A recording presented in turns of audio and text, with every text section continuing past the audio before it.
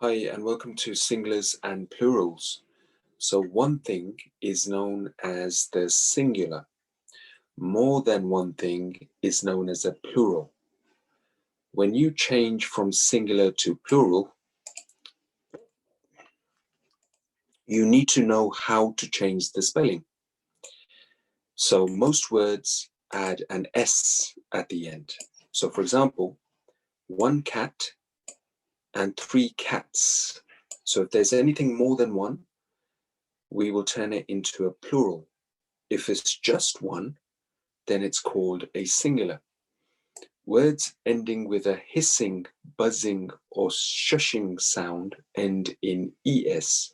So for example, bush ends in a sh sound, and one bush and two bushes, so we just add es at the end.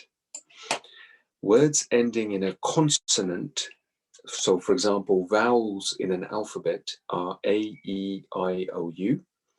All the other letters in the alphabet are what we call consonants. So words ending in a consonant plus Y, change the Y to IE, then add an S at the end. So for example, jelly ends with a consonant, which is a Y. So we just get rid of the Y and we turn the suffix at the end into IES. So one jelly and three jellies with an IES at the end. So a singular, remember, is just one thing. A plural is more than one, anything more than one.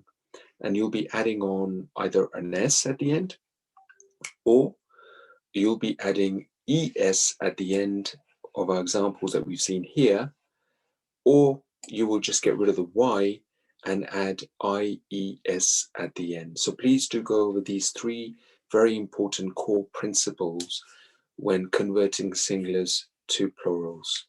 And good luck with this particular task and the questions.